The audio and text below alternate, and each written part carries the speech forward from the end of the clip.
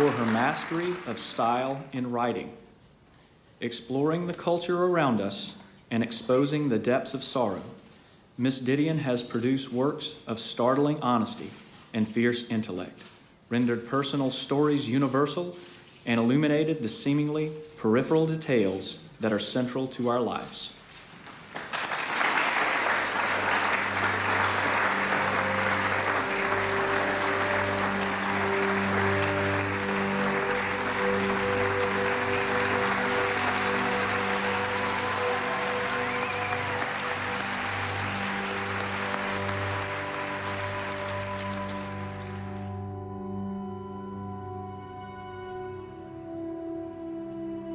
See enough and write it down, I tell myself.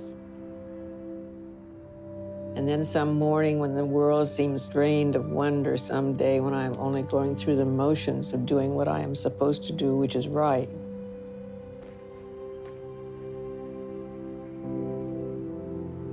On that bankrupt morning, I will simply open my notebook and there it will all be, a forgotten account with accumulated interest.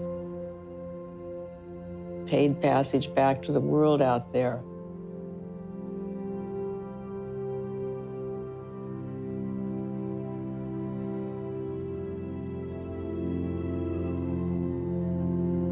It all comes back.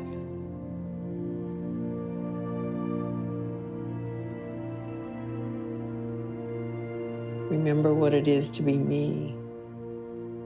That is always the point. I am very pleased to have her join us now, especially at this time. Welcome. Thank you. I should say that after Henry, we'll come back to that.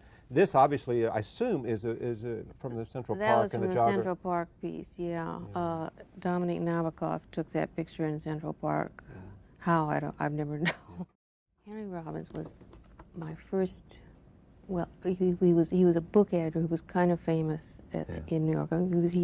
He kind of brought people up.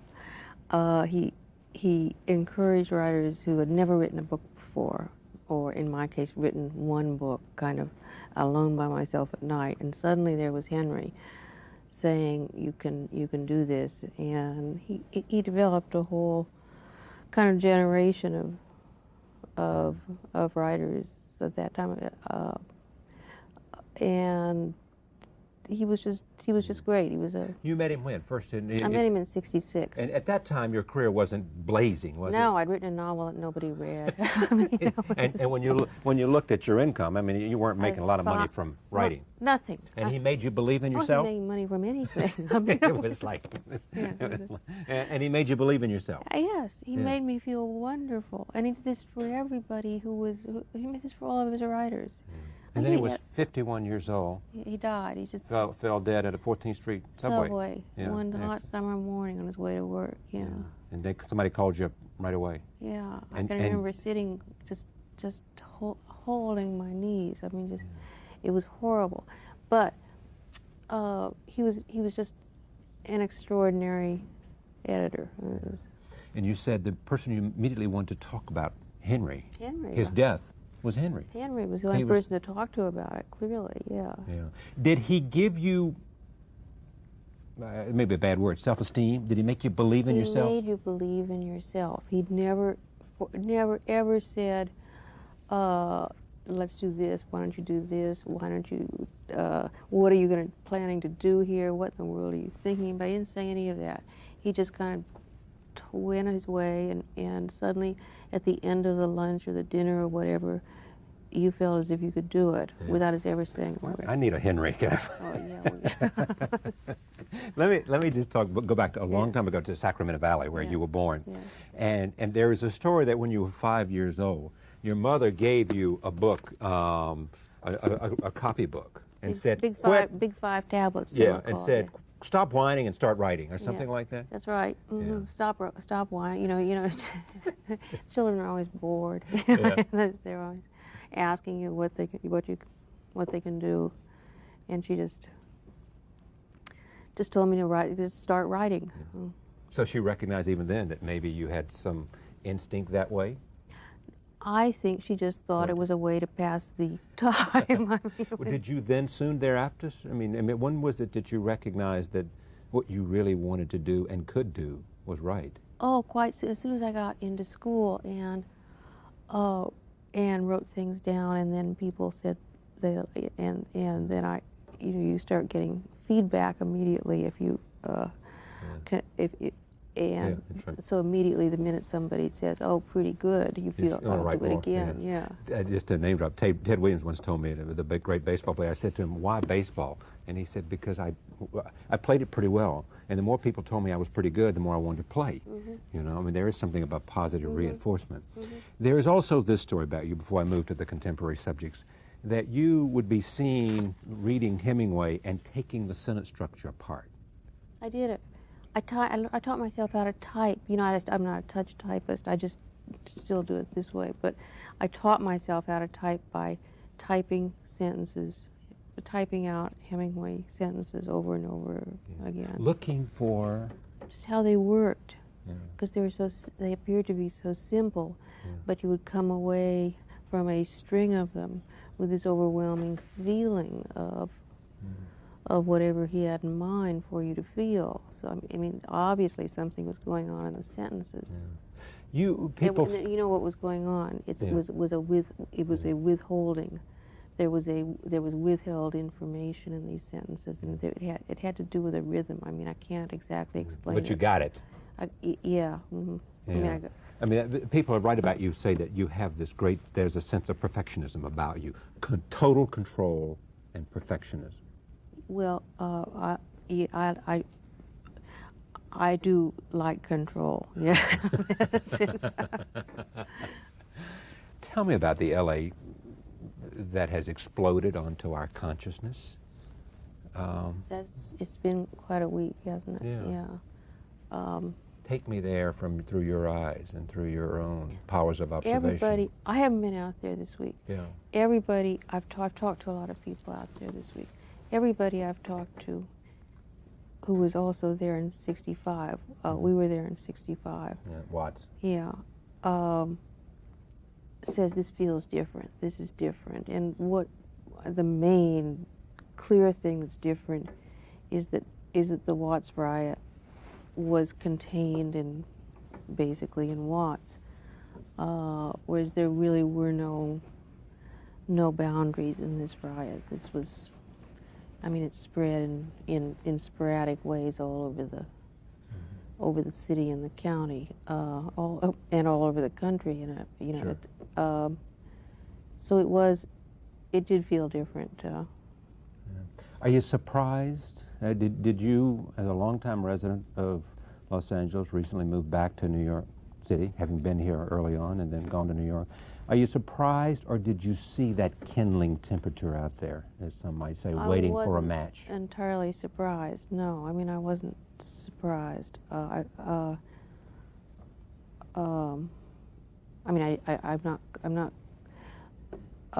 I'm not by any means. I wouldn't have thought necessarily that this was going to happen this summer or next summer or any time. But there's always something on the verge of happening, and this has been a very charged issue. The whole. Yeah. Well, in this book, you believe, I mean, some of the essays and some of the things you've been writing about, you think the national political parties are disconnected from the people. Mm-hmm. Do you know? I certainly do, yeah. In what way? I mean, what do you see as a dissonance? Well, they aren't running on the same.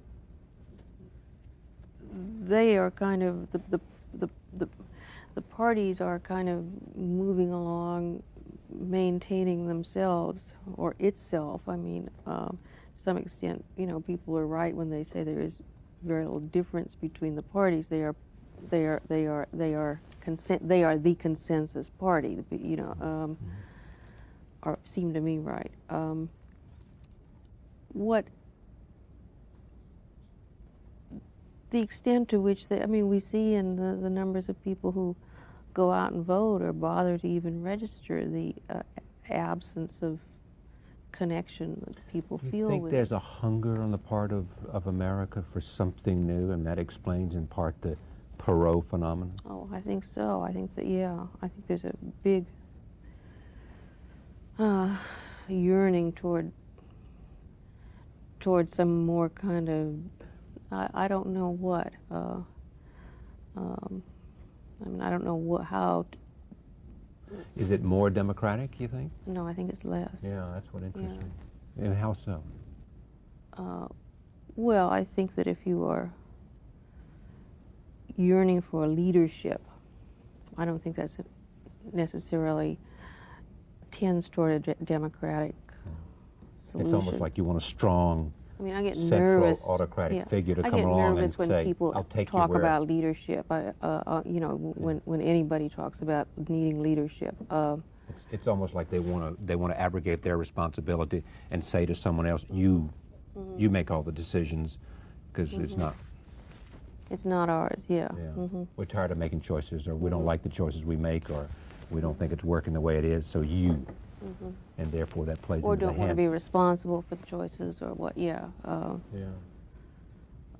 So no, I don't think it's necessarily.